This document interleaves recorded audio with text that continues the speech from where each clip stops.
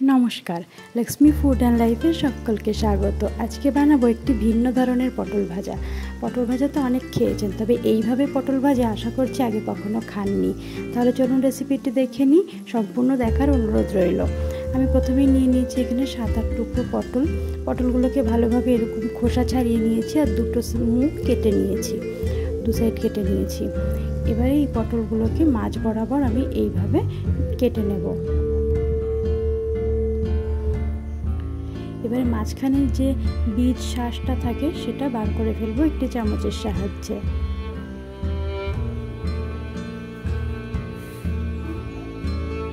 দেখুন দুটোরই বার করা হয়ে গেছে। এইভাবে আমি সবকটির থেকে বীজ আর শ্বাসটা বার করে নিলাম। এবার এই বীজ আর শ্বাসটা একটি মিক্সিং গ্রাইন্ডারের মধ্যে নিয়ে নেব। মিক্সিং গ্রাইন্ডারের মধ্যে নিয়ে এর সাথে দিয়ে দেবো দুটো কাঁচা লঙ্কা। লঙ্কাটা অবশ্যই আপনারা আপনাদের পরিমাণ মতো দেবেন, যেমন ঝাল খান সেই পরিমাণে দেবেন। এবারে এটিকে একটি মিহি পেস্ট বানিয়ে নেব। দেখুন একটি মিহি পেস্ট বানিয়ে নিয়েছি। এবারে এটিকে সাইডে রেখে কড়াইতে সর্ষের তেল দিয়ে দেবো 2 টেবিল চামচ মতো। সর্ষের তেলটা গরম হতে তার মধ্যে দিয়ে দেবো 8-10 কোয়া রসুন কুচি, আর দিয়ে দেবো একটা মিডিয়াম সাইজের পেঁয়াজ কুচি। দিয়ে এগুলিকে একটু ভালো করে ভেজে নেব। এগুলি ভাজার সময় একটু হলুদ দিয়ে দেবো। লবণটা আমরা এই সময় দেব না, পরে দেব। এবারে হলুদ দিয়ে এর মধ্যে সেই বেটে রাখা পটলের বীজ আর শ্বাসটা দিয়ে দেব। দিয়ে ভালোভাবে নাড়িয়ে চাড়িয়ে এটিকে একটু ভেজে নিতে হবে।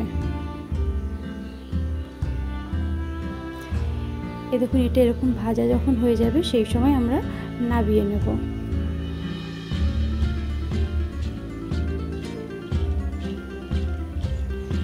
এবারে অন্যদিকে নিয়ে নিয়েছি আলু।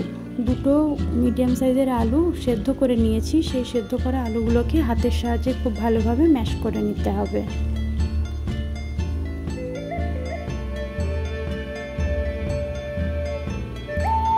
আলুটা ম্যাশ করা হয়ে গেছে। এর মধ্যে দিয়ে দেবো 1/2 টিস্পুন ভাজা জিরের গুঁড়ো, আর দিয়ে দেবো কিছুটা পরিমাণে ধনেপাতা কুচি, আর দেবো সেই যে ভেজে রেখেছিলাম পটলের বীজ শ্বাস পেঁয়াজ রসুন দিয়ে সেই ভাজা মশলাটা, আর পরিমাণ মতো লবণ এবারে দিয়ে দেবো। আর সবশেষে দিয়ে দেবো একটা কাঁচা ডিম ফাটিয়ে। দিয়ে সব কিছু ভালোভাবে মেখে নিতে হবে।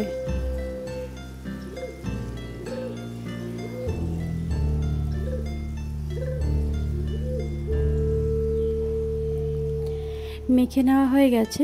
এবারে সেই যে পটলগুলো শ্বাস বীজ ছাড়িয়ে যে খোল বানিয়ে রেখেছিলাম সেই পটলের খোলের মধ্যে এই পুরটাকে চামচের সাহায্যে সুন্দরভাবে ভরে নেব। এই দেখুন ঠিক এরকম করে পটলের মধ্যে পুরটাকে ভরে নেব। আমি আরও একটা ভরে দেখিয়ে দিচ্ছি।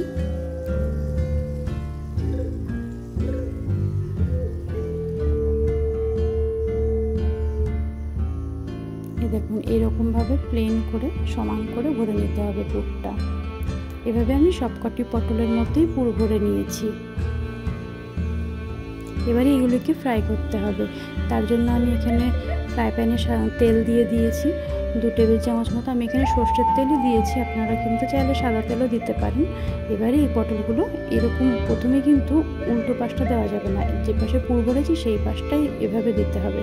তারপর এটিকে ভালোভাবে উল্টে পাল্টে ভেজে নিতে হবে।